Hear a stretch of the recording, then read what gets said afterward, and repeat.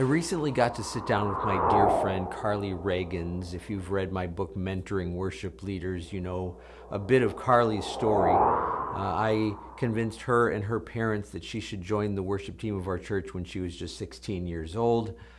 She became a backup piano player and ultimately, a couple years later, was one of our main worship leaders. Carlee went on from there to college and ultimately ended up as a full-time worship leader at a church that's much larger than ours and was there for quite a long time. She is in many ways one of my biggest success stories in life, just because of the way that I was able to pour into her and draw out of her the things that I felt like were there. And so I'm going to let Carlee share a bit of her story. She's going to talk about me actually mentoring her, and then she's going to go on and talk about what that meant in the church where she ended up.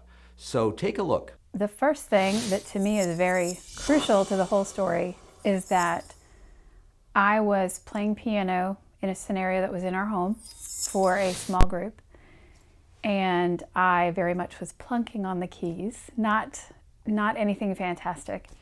And in the midst of that, you saw a gift or a call or something. You saw potential.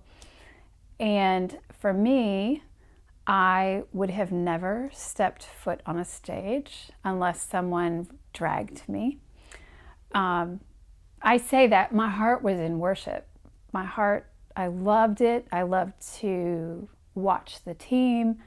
I loved the whole idea, the whole concept, but getting on a platform in front of people was just not where I was at the time, the last thing on my mind. And so the first thing to me that looked like was you seeing something in me that I didn't see, and then calling out what you saw, and then proceeding to draw it out. So you invited me to participate.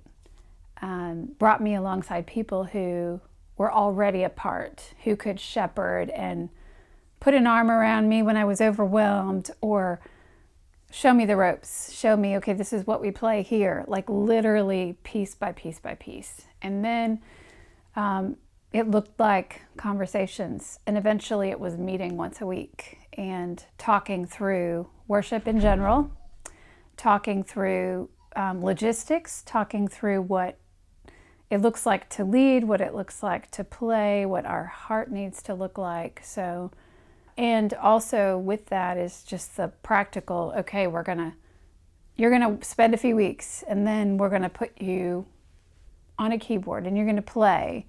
And then about a year later, I think you said, I think you need to lead. And I'm just glad for somebody who's patient to say, I see this, now let's do this, because I wasn't initiating that, or maybe wasn't hearing that. And then the first time I led, you had a microphone stand put down, but it was there, so nobody had to know, but it was there. If need be, I could just look at you and you would pick it up and you would lead, and nobody would know the difference. And so I think in that mentoring, there was also a thing of safety and a thing of kind of being a cover, to give a safe place, to show me how, and to give space for me to practice, and to be a safety net if I needed it without it being so obvious that it was detrimental to me. And I didn't need that. So, because you prepared me well. So that's what I think, from my perspective, it really started with seeing the thing that needed to be pulled out, and then walking. And it wasn't a quick, like, couple week thing and it's done, but it was time, and it was years. And then there were many layers to that. When I finally was in more of a vocational ministry role, oh my goodness, it was so much a part of what I tried to impart. One of my favorite parts of doing ministry in a church setting was helping see things in other people that I could then pull out. And I don't know that I was highly conscious of that, but I think that was shepherded and built up in me.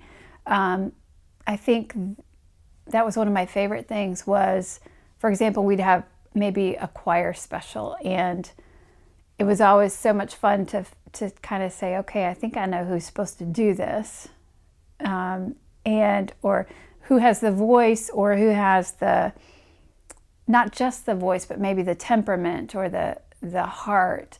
And so then to be able to work with that and encourage them, and maybe sometimes see potential that people didn't see in themselves, and then walk them from point A to point B to point C and see growth over the long term. And I can look back and pinpoint a couple of people like that I know are not the same as when we started the process.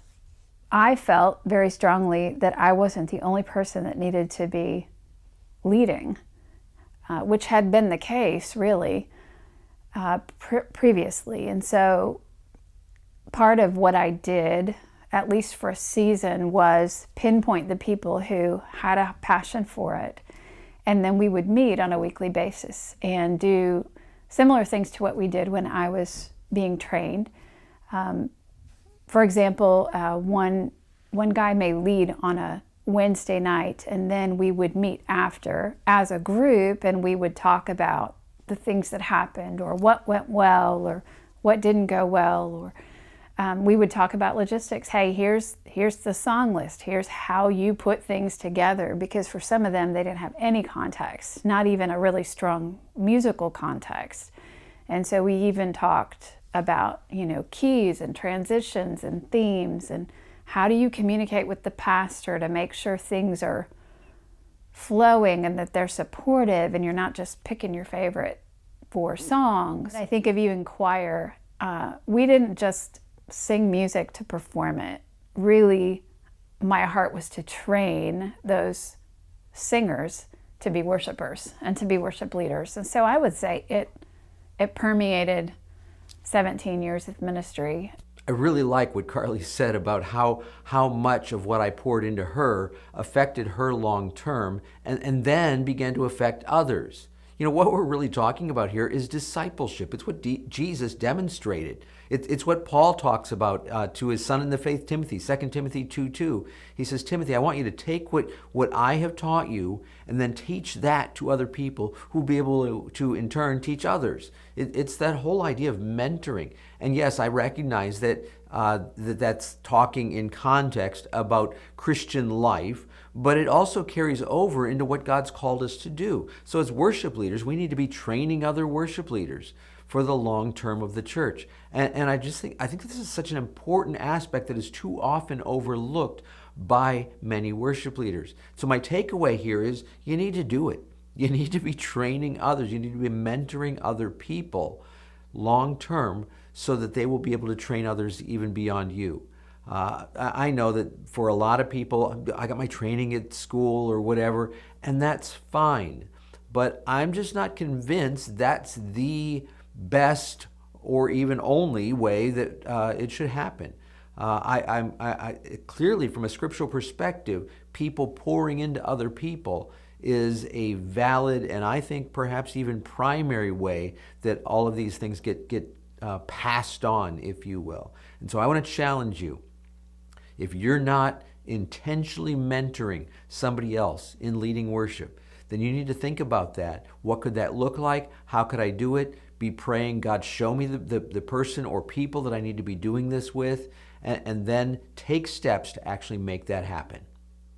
And just to try to make this even more practical, a shameless plug here at the end, my book, Mentoring Worship Leaders, very practical. I didn't actually write the whole thing. I wrote like 1/10 of it. It's 10 different worship leaders from all across America sharing stories of how they mentored other people. I told them I didn't want teaching, I wanted stories. I want you to take me through the process that you did with mentoring others. And that's the beauty of this book, is there might be some people in here that you really can't relate to, but there will be some that you really can, because they're kind of along your lines of thinking. And so just a practical suggestion of helping to make this whole idea of mentoring others a reality. Brought to you by myworshipleadingcoach.com. Helping you to be more fully equipped as a worship leader.